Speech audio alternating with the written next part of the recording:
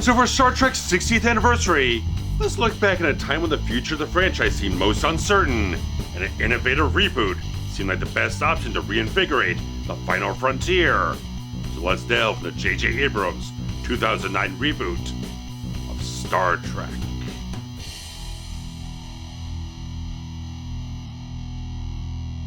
In the mid-23rd century, the arrival of the Romulan vessel Narada through a temporal anomaly begins to cause disruptions in the timeline. After encountering the USS Kelvin, Captain Nero violently slays Starfleet Captain Roberto. This leads Lieutenant George Kirk to command the under-fire starship amidst an evacuation. Meanwhile, Kirk's wife goes into labor and gives birth to their son, naming him Jim. Yet the Narada destroys the Kelvin's autopilot, forcing Kirk to stay on board to safeguard the evacuation. Ultimately, George Kirk rams the Narada and dies, saving the lives of his crew and family.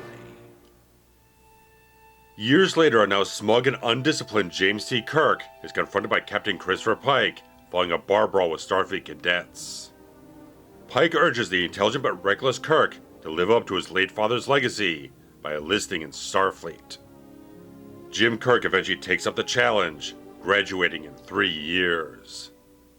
Meanwhile, Spock, born of a Vulcan father and human mother, battles against prejudice on Vulcan, alongside his human emotions and Vulcan discipline. In rebuke of his culture's precedents and his father's wishes, Spock also joins Starfleet. Kirk and Spock's destinies intertwine when the Narada resurfaces after 25 years to launch an attack on Vulcan. Captain Pike commands the newly launched USS Enterprise into this crisis, but is soon lured in and taken captive by Nero. The attempts by Jim Kirk and Lieutenant Sulu to stop the destruction of Vulcan fail, and Spock witnesses the death of his mother and his home planet. Soon thereafter, the defiant Kirk is kicked off the ship by acting Captain Spock. Landing on a nearby frozen world, Kirk encounters an elder Spock from the late 24th century. Ambassador Spock had promised to save Romulus from impending supernova, but ultimately was too late and failed. Yet to prevent further cataclysm, he utilized red matter to form an artificial black hole, which flung he and Nero's ship into the distant past. The Romulan captain now holds a vendetta against Spock and wants him and the Federation to suffer for their misdeeds. The elder Spock guides Kirk towards his destiny as captain of the Enterprise to stop Nero's attack on Earth and set this iconic crew on the journey into the final frontier. So May 8th of 2009 saw the wide theatrical release of the J.J. Abrams directed and produced Star Trek reboot, which was pushed back from its original release date of December of 2008 because Paramount was kind of looking at the film and saw it was coming out so very well, they thought it could appeal to a wider audience as something at the start of the summer movie season. So they moved it back and kind of like spent a little extra time kind of finessing some of the visual effects because the film was basically finished by the end of 2008, but the entire decision was something that was not uncommon for Paramount because they had actually done that with the original Mission Impossible film back in 1995 and pushed it back from a November 95 release date to a May 1996 release date, which has a bit of an interesting synergy to it because J.J. Abrams had just come off of trying to reinvigorate the Mission Impossible franchise with a third film in that franchise. With like a low box office taking, but kind of got a bit more of a better quick reaction than the second film in that franchise, but here and there in that regard, it kind of kicked off his kind of theatrical film sort of relationship with Paramount in that regard, kind of transitioned him over here because a lot of the reasons why this thing got off the ground was because of how well Mission Impossible 3 came out for Paramount in that regard, but getting up to this 2009 reboot, it's a bit of a long, winding road because we got to kind of go back quite a ways here. They kind of give context where the franchise was going up to the late 2000s because it's basically because it kind of evaporated. Because we had the entire thing of the original series back in the 60s, a little bit of the animated series in the 70s, then we kind of kicked off the movies in 79 with the motion picture, and we had 6 films with the original series cast. We got 4 films with the Next Generation cast, but between 1987 and 2005, 18 years, we had 25 seasons of Star Trek between Next Generation, Deep Space Nine, Voyager, and Enterprise. But as the first 3 spin-offs there got 7 seasons, Enterprise really struggled. Because it kind of got to a point where just like it got a little oversaturated, it got a little worn out. The same things kind of be played over, the same kind of approach, the same kind of tone, the same sort of things over and over again, and the viewership dried up, the ratings dried up. Enterprise got canceled after 4 seasons, right when it was really starting to get its really strong stride, but it was too late, and they got canceled, and so we're at the point in time, around 2005 here, where there's nothing. And 2006 marked the 40th anniversary of Star Trek, and the first time in a long time there was nothing. There were no films, there's no TV series, nothing in development, nothing at all. It was just dried up. There was nothing to celebrate. And so it was a very interesting thing, like, they did start have some pill-courting ideas here and there about trying to do something that kind of jump-started all over again. And kind of the ideas were all kind of the same thing, because apparently J. Michael Straczynski, who was the brainchild behind Babylon 5, the kind of main competition for Star Trek in the 90s, he kind of came up with his own sort of pitch for a reboot. Kind of the same thing, but it was TV series. It'd be another kind of like 5-year mission, but it would be a full reboot. Back with Kirk, Spock, and McCoy, but trying to tell things in a fresh approach to the whole thing. But apparently before he and his collaborator kind of got the entire thing packaged together, the entire idea was kind of already coming forward for the feature film reboot. He got the entire thing out in the trades and stuff like that, saying like, they're recording this idea from these guys who just did Mission Impossible 3, the same screenwriters, Roberto Orci, Alex Kurtzman, kind of being quoted in the whole thing. We're kind of Trek fans in that regard and stuff like that, and they were just trying to throw it around and trying to see where a new angle could go off of to kind of pitch it off to be this big franchise all over again, because, interesting enough, all this stuff happening at the same time.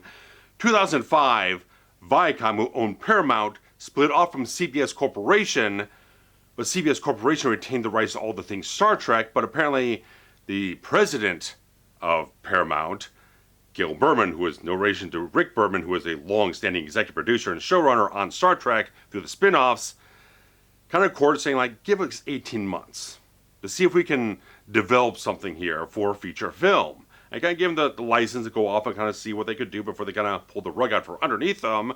And that really comes together with Orci and Kurtzman and J.J. Abrams to kind of weave all these people together. And certainly J.J. Abrams brought in like Damon Lindelof as a producer on the whole thing, who had worked well on Lost and various other things in his background and stuff like that. So a lot of people that Abrams was very comfortable with, knew kind of a shorthand between all these different creative individuals and whatnot to kind of come together, kind of collaborate and throw the ideas together, kind of see where it would go. And Abrams wasn't like a hardcore Star Trek fan. Like some of the guys who've worked on this whole thing were, some weren't quite so much. Some maybe people were more casual fans, maybe people were just like original series only, and the other stuff really didn't kind of click for him overall. So it's an interesting kind of variation and stuff like that, which is not a bad thing, because you go back to Star Trek II: The Wrath of Khan, writer director Nick Meyer, he wasn't really a Star Trek fan, he wasn't really that familiar with it, but he came into the whole thing with some outside ideas to incorporate the things, and they kind of all kind of meshed together, and they were kind of very complimentary, and they kind of came together as one of the best Star Trek films that's ever been made. And so it's a good thing to kind of bring some people in who have a fresh take and not quite as beholden to certain things. They kind of take things and have an innovative and ambitious new thing to give it a new coat of paint. It's what Star Trek needed at that point in time. When this thing gets released in 2009, finally, it becomes a big hit. They produced the film on a $150 million budget, and at the time, became the highest grossing Star Trek film to that point, at $385.7 million grossed worldwide. And the highest grossing Star Trek film before this would be First Contact in 1996, which earned $146 million worldwide.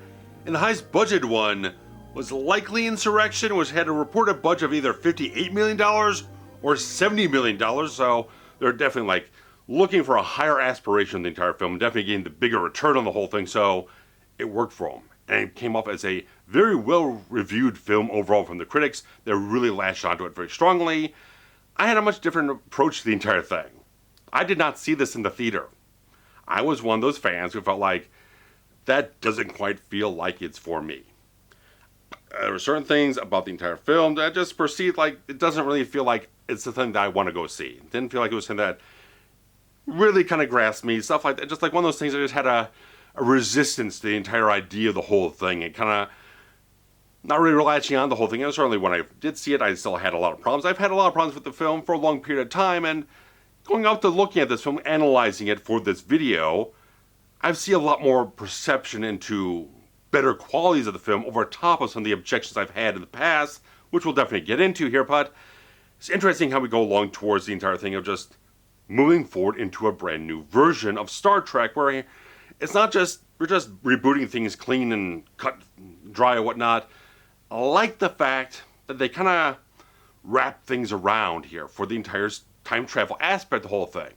That in fact you got this one character who kind of gets sucked through time and kind of disrupts the entire timeline, so we have variations you kind of play with here and there, so it's not as cold of a reboot. There's still some things that are familiar here, but there's certain things going to change around here, and you got the fact that you have Leonard Nimoy, Spock coming back in this whole thing to kind of bridge the gap from the old to the new.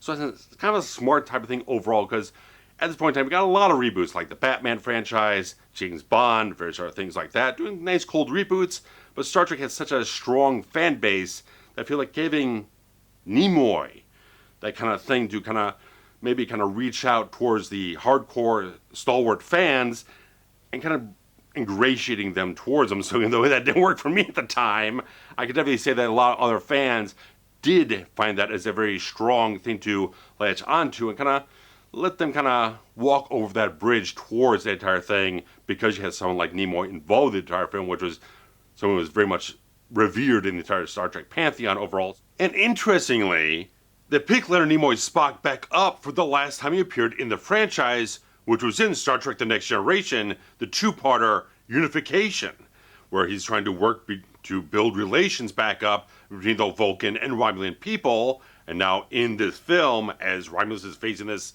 catastrophic sort of supernova towards their entire home planet, he's working to try to safeguard them and trying to help them out in certain ways. And oddly enough, this becomes very much a nexus point for a lot of Star Trek moving forward, because Star Trek Picard series ends up having the thing where Jean-Luc Picard was trying to help out in this entire relief effort, but kind of had opposition with Federation and stuff like that here and there. So there's a lot of stuff that kind of weaves in and out of this entire event that's kind of made for this entire film, which stems out from that appearance of Spock on The Next Generation, which was a tie-in to Star Trek VI, The Undiscovered Country in 1991. So kind of interesting all over the place how that kind of lore just kind of weaves in and kind of connects so many different pieces now at this point in time. So kind of nice type of thing that they kind of sparked this thing off that helped other people run with the entire deal later on.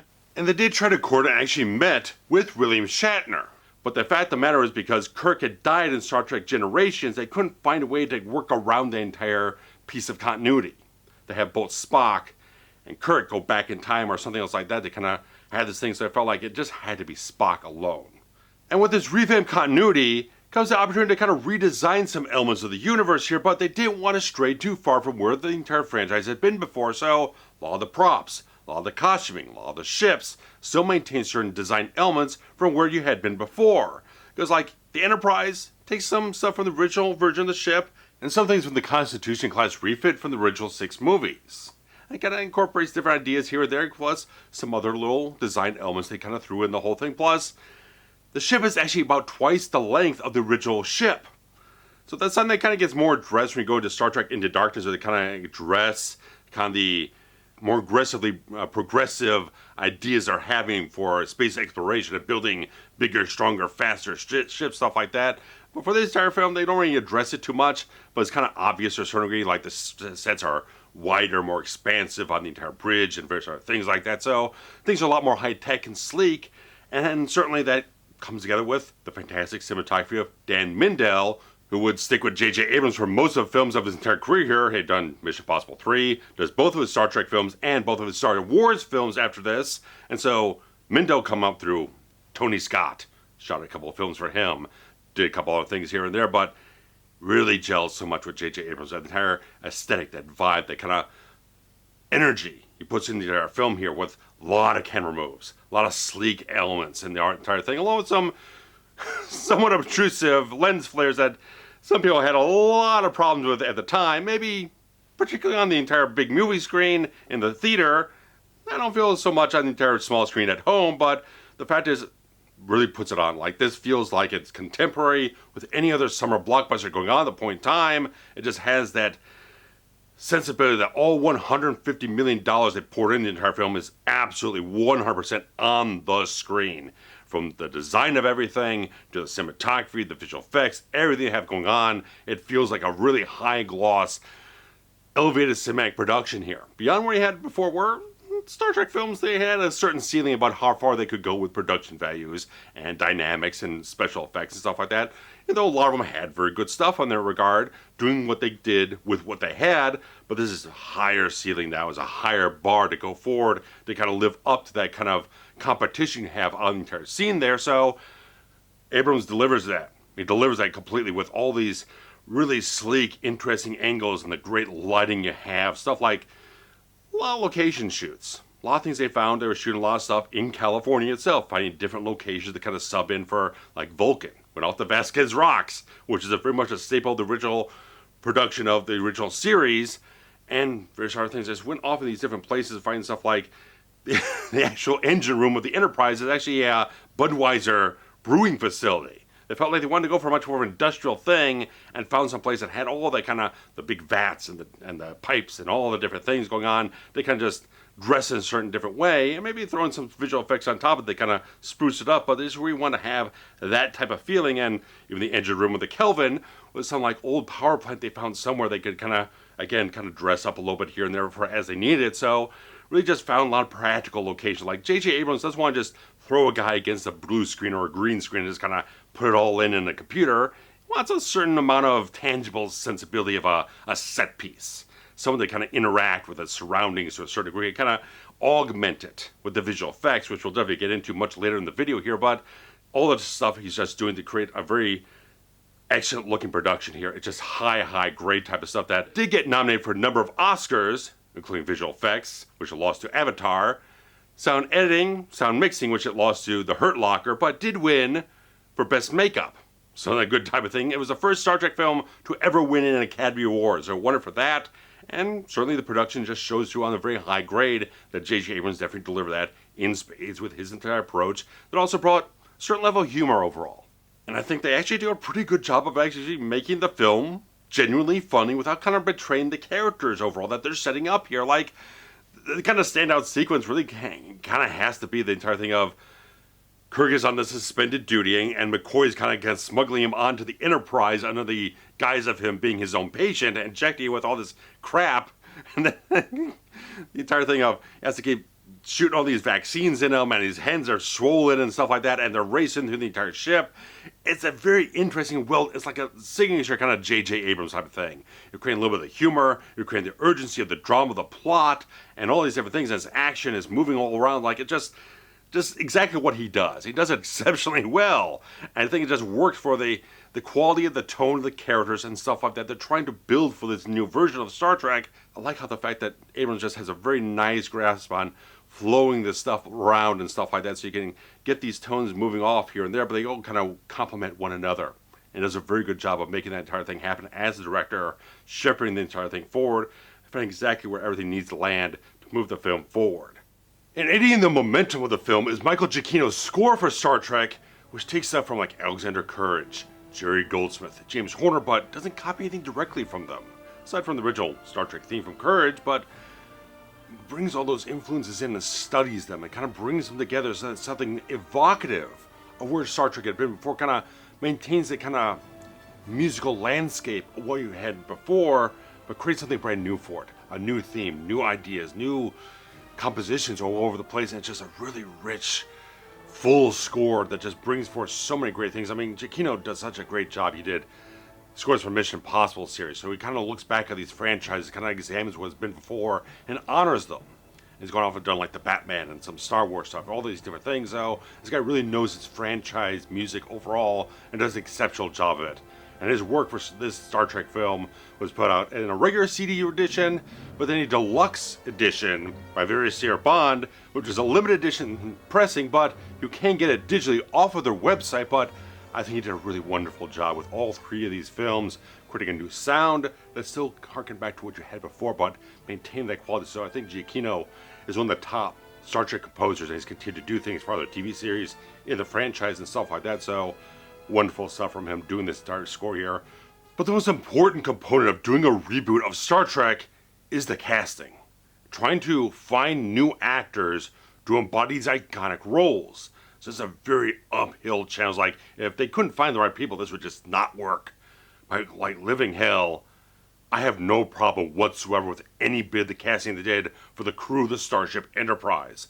Chris Pine as James C. Kirk, Zachary Quinto as Spock, Zoe Saldaña as Uhura, John Cho as Sulu, Anton Yelchin as Chekhov, Karl Urban as Dr. Leonard Bones McCoy, Simon Pegg as Montgomery Scott, and Bruce Greenwood as Captain Christopher Pike. These are all fantastic pieces of casting overall, and of course starting with Chris Pine. In fact, is they decide to do this entire storyline where it kind of intersects with the birth of Jim Kirk, which alters his upbringing.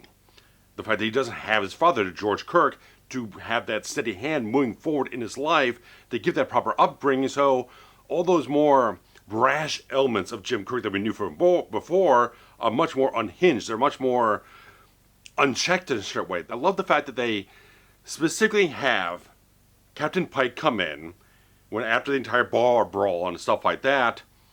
He says that your test scores are through the roof, but you're just not applying yourself anywhere. And that was very much a thing like back in the original series, in the original pilot they did with Jim Kirk, William Shatner, they had the character of Gary Mitchell say Kirk was a stack of books on legs. Like this guy studied. He was so very intelligent and book smart overall. So I like they had that little extra attention. Like he has the ability, but not the discipline to do it. And I like the fact that they embody that with Chris Pine's performance here. As you go along the film, he's a cocky asshole. He's a bit of a jerk in some places here, but I like the fact that as you build the character through this kind of trial by fire he has, kind of shapes him a little bit more. He kind of takes that cockiness and turns it into a confident leader with a brash attitude in a certain way. So I like the fact that he's got this sense of being that type of leader in a certain way, but he hasn't quite gotten to the point where he can kind of actualize it. I like the fact that they go through the entire thing, and Pine does such a really good job embodying a lot of the different qualities that feel like Kirk, but they're slightly askewed. All these little things. So you sort of got the womanizer type of part, which kind of is a stereotypical thing of Kirk. When you look at the series properly, Kirk has a lot more layers, a lot more depth to him and stuff like that than the kind of stereotypical pop culture lexicon version of the character, but got to take some of those things, got to take some liberties here or there, but they can do that in a slightly altered timeline. They kind of accentuate different things that were maybe more dialed in, a bit more measured before, but they kind of more draw him out to different places to show that this guy kind of needs that kind of direction and kind of those confinements in life to kind of drive him towards where he needs to be. So I like that he's got all the elements, but they're not kind of molded down in a certain way. So Pine does a really fantastic job. It's like he has that leading man quality just easily. You gravitate towards him, his charisma on screen, the swagger he has, the kind of overconfidence that his Kirk has, and he brings it all together like everyone in the entire cast gels so well. Just like that chemistry is so perfect. Everyone. And when the cameras weren't rolling, they were having such a great time. This cast offset. When the cameras weren't rolling, they were still having a great time all together. So it's like they just got all the people that just had all the right rapport, the right qualities, you could bounce off one another and really kind of grasp the dynamics of the entire cast, and they just kind of revamped characters in a certain way, and Pine just leads that so very well as Captain Kirk here. But Quinto was just a spark of genius, just grabbing this guy, because there's so many points in time, like he's got so much that similar, kind of slightly younger face structure than we had with Nimoy in the original series, but he just light hits in a certain way, and just like it's just such an uncanny look to it. Even Nimoy's wife at the time even said, "Whoa, it's a little creepy in a certain way." So the fact that you had Nimoy there on set with this entire character have to impart wisdom and kind of bring these guys along, and certainly Quinto as well, kind of give him that kind of notes back and forth about how to do things. But these guys weren't doing impressions of the other actors. They're certainly taking things that they did before, but taking their own directions, kind of take their own stamp on it. So I like the fact that they could take a guy like Nimoy on the set and kind of have him collaborate with Quinto, but still have Quinto take those elements of the duplicity of his entire reality here between the human and the Vulcan side. I have that emotional conflict kind of bubbling up all over the entire film. Like it's a really nice arc for the character. Doesn't quite resolve at the end of the film, but he kind of confronts it and starts to kind of acknowledge it in a certain way. Kind of just doesn't try to shy away from it so much. He just tries to take it head on in a certain way and try to absorb it into himself, trying to integrate it into himself to a certain degree. But I like so much the quality of complexity he brings to the character. Like, there's some points in time where he's a lot more subtle about the emotion he's putting forward, but a lot of times they're much more very direct or very outspoken in that regard, how he's reacting to, like, the evisceration of Vulcan and his mother and all these different characters and stuff like that. All this entire thing of his culture being almost wiped out by Nero. So many different things. Like, Quinto does a really wonderful job just creating an overall feeling of a Spock that is new and fresh, but is also younger. A character is not fully even formed yet to where we even saw him in the original series, so it takes on different complexions. You can take in different directions as the entire franchise goes forward and stuff like that. So Quinto is just such a perfect fit. Absolutely 100% perfect fit for Spock, but you have Nimoy, part of the cast, part of the story overall.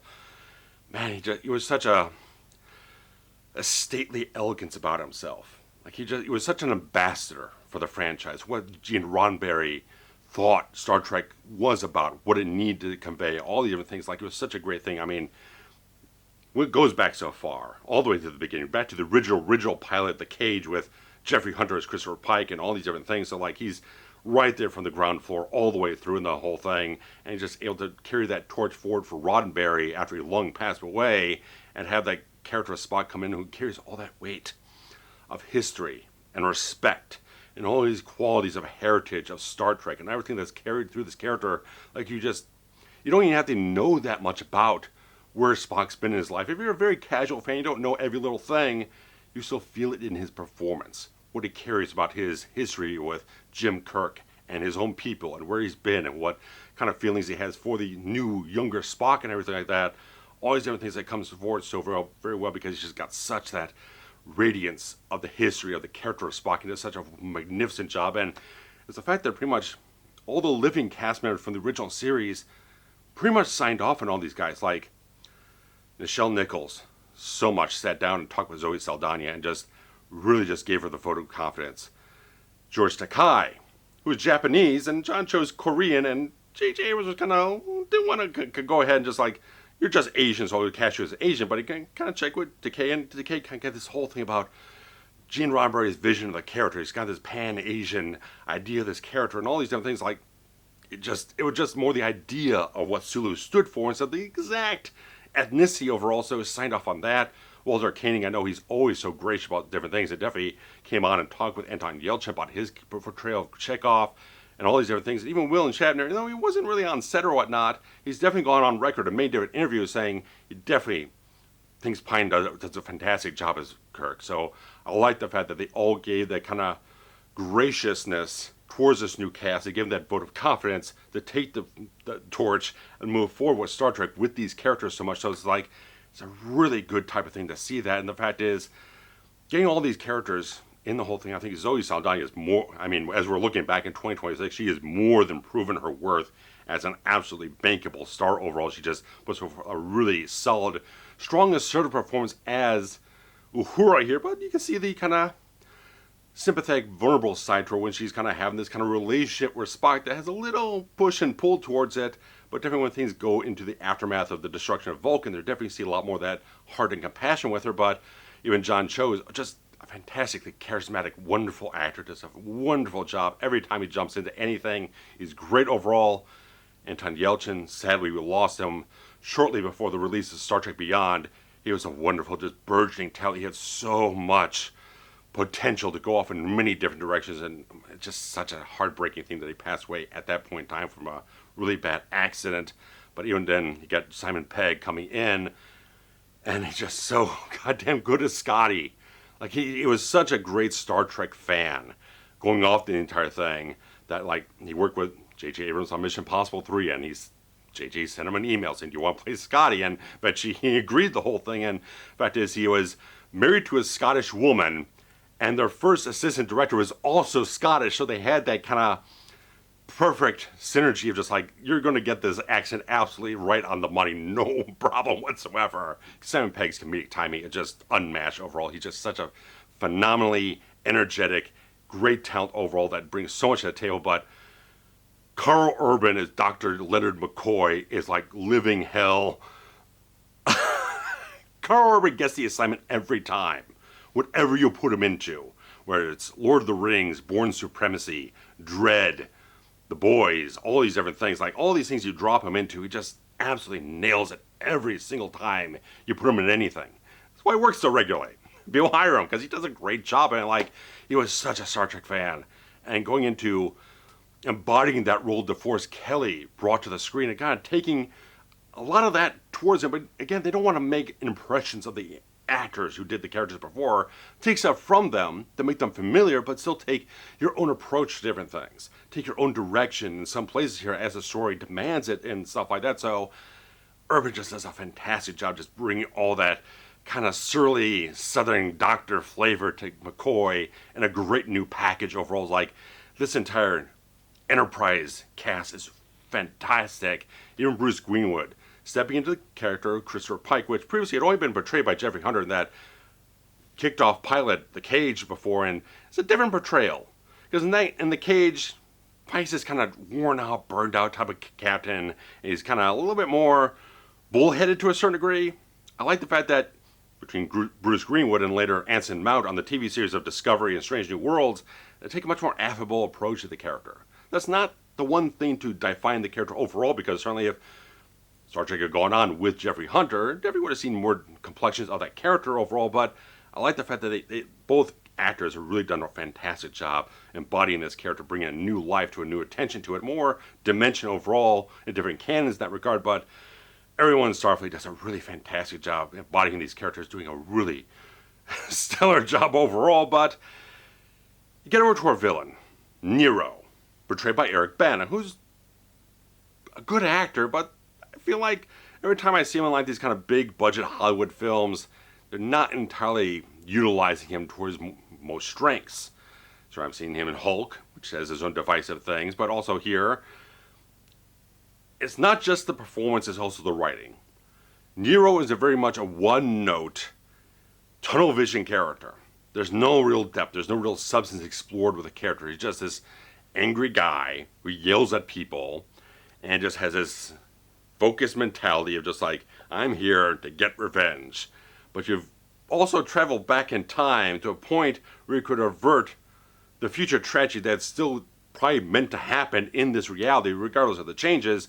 This supernova for Romulus is probably still going to happen over a century in the future there, so you could probably go to the Romulan Center or the Praetor to kind of like, hey, here's some evidence I have about future events here. Maybe you want to use this to your advantage to kind of plan for something down the line that's going to happen here, instead of just like going off and being Mr. Vengeance all over the entire place without a lot of things to say for the character. I know there's like a comic book prequel and stuff like that. It kind of set up a lot of the events of the entire film with like various other characters and putting a little more dimension into that character. Certainly there's deleted scenes. They explain what he was supposed to be doing for 25 years, where he and his crew were actually held captive on the Klingon prison planet of Ruapenthe and eventually escape, which is what the transmission that Uhura picks up is all about. Them escaping the prison planet on the Narada and wiping out the 47 ships in the Klingon Armada. But they removed the entire subplot from the film, so a lot of stuff that would give either dimension to character or more kind of explanation what he'd been doing for a quarter of a century, waiting around for Spock Prime to show up, gets excised from the film, so they really kind of shortchanged the villain overall, and that's not something that exclusive to this Kelvin Timeline Universe film, but just the fact of the matter is, if you're taking a thinly scripted villain overall, you could probably still do some things with the performance that could make it kind of memorable, kind of elevate to a certain degree, and create some things overall, but just there's not much there for him to work with, and the performance he gives on is just not all that good overall, so it's kind of a dull thud of a character overall that kind of just is just there to create the catalyst for the plot to happen and for the action to eventually come along here. There are a couple of nice little pieces of supporting casting from like Ferran Trahir as Captain Robot of the USS Kelvin. Really good job, hot off his entire role of the first Iron Man film. And you got Chris Hemsworth and Jeffrey Morrison as the parents of James C. Kirk, Winona Ryder and Ben Cross as the parents of Spock. Just like really good casting overall. Like so much of the entire casting film is so rock solid amazing. Like they just nailed the living hell of grabbing the exact right people for a lot of these entire roles. So the casting director of this film definitely deserved an award for entire work they did on this thing, because it's unmatched in that regard. But one of the most reliable things you can do on a Star Trek film is hand the visual effects off to industrial light and magic, along with digital domain, and a little bit of extra work done by Lola Visual Effects, did a fantastic job to earn them, like I said, an Oscar nomination. Going against Avatar didn't have much of a chance, but the fact is, phenomenal work they did here. So much so, with like the space stuff, they actually consulted scientists at NASA to see how a lot of the explosions would kind of work in the vacuum of space, how they kind of react and stuff like that. So it's a nice little piece, because there's always been a synergy between Star Trek and the NASA program, all those different things, back and forth, kind of inspiring one to another and stuff like that, honoring one to another in that regard. So I like that entire tether back to that whole thing, kind of using that research to kind of make it a little bit of a different aesthetic and a certain way of how things function in the entire space of the entire film here, between all the battles and the explosions and the debris fields and stuff like that. All little things, like they all put together such a great, seamless piece of work between all the different effects houses. Look at a really stunning image overall that's very consistent with the visual style of the entire film, with the camera work that was done by Dan Mindell, and all the different aesthetics they did with production side. It all fits in between the practical and the visual effects and all the different things overall. It does a really fantastic job to just create an overall sensibility of the film that needs to be seen on a big screen in that regard. Just have that big science fiction epic to a certain degree in that regard. Just like have that veracity and all the different things, the kind of intensity of all the different action sequences you have, when you have the space jump down to the platform above Vulcan, and have that fight sequence there, and having all these kind of space battles shooting back and forth, and wonderful type of stuff. The black hole from the red of matter, all these different things. Like there's such great work done overall for a cohesive vision overall, which is something that it's kind of a little bit lost in doing these big special effects films in maybe the last 10 to 15 years. Have a very specific vision, what you want, build towards that from the beginning, and not kind of do a bunch of second guessing, not really sure what you want.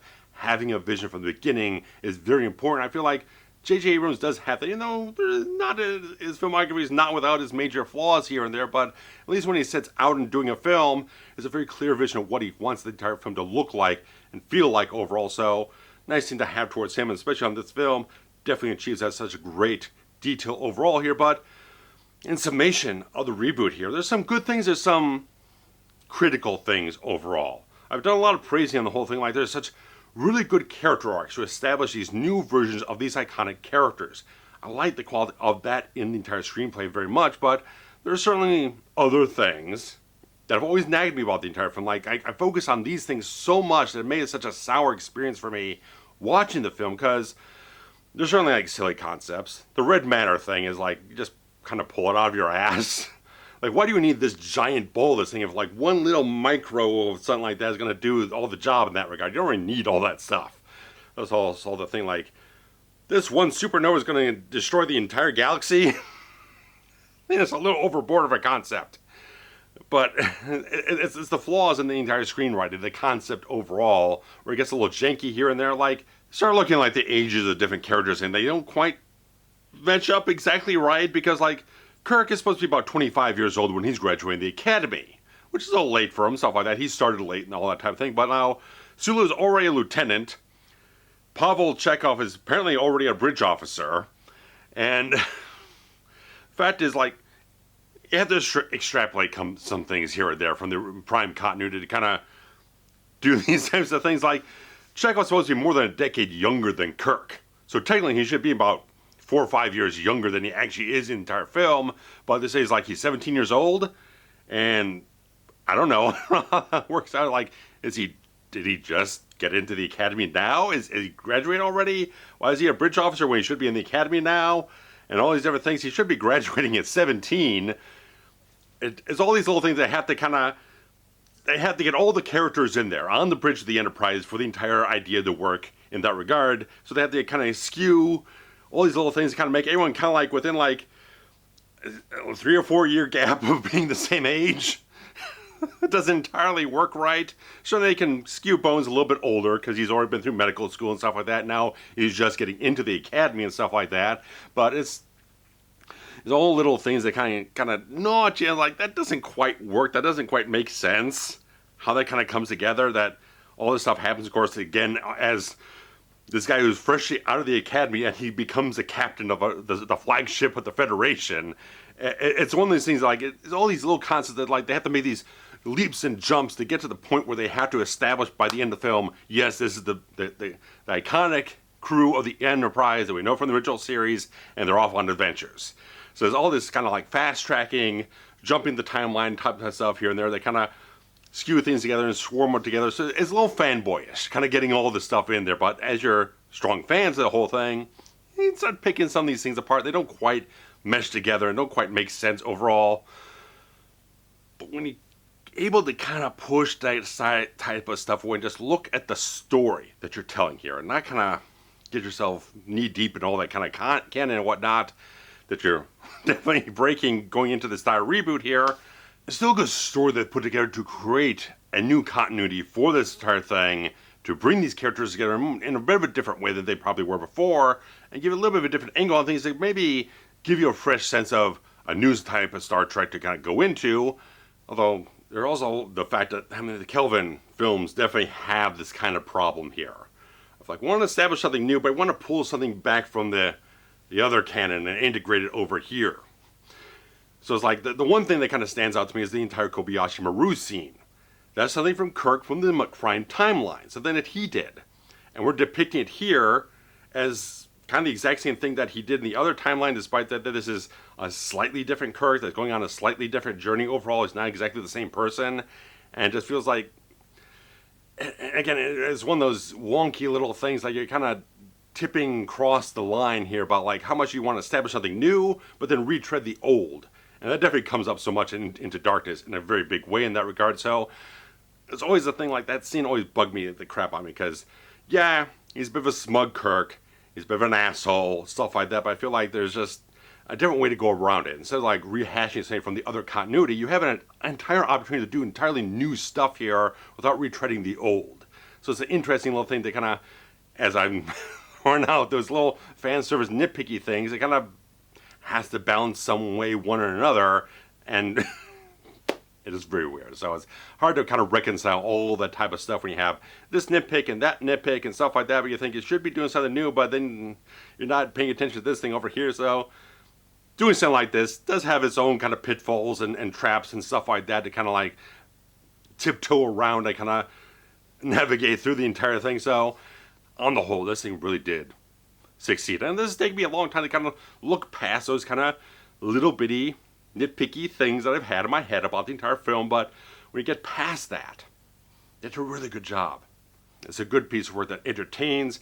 It does open the doors for something new, bring out a wider audience, and be entertained from a different style of Star Trek than you had before. Maybe it's not as cerebral and thought-provoking, but it still has kind of the core heart of Star Trek to a certain degree with the characters overall. So I think they succeeded in a large part in this entire way, and so definitely see how things kind of go in a different direction with Star Trek Into Darkness in a few months, and eventually Star Trek Beyond. I'll discuss that hopefully before the 60th anniversary date in September for the entire franchise there. But guys, I'd like to hear your thoughts on the 2009 Star Trek reboot. What you thought about it then, maybe you think about it now, what you think the retrospect is. Do you think there should have been a continuation after Beyond, or do you think there's maybe time for something new in Star Trek to move beyond after all the TV series we've had for about the last 9 years have come out and stuff like that? They kind of have a break and take some other directions overall. I'd like to hear your thoughts about the whole thing. So guys, hit the like button if you enjoyed what I had to say. Hype as well after that. Comments below. Super thanks for contributing money to the channel. Patreon as well. Like guys, subscribing and sharing links around help extremely much to keep the channel healthy and let us know what you guys enjoy. So guys, thanks much. Take care. Live long and prosper.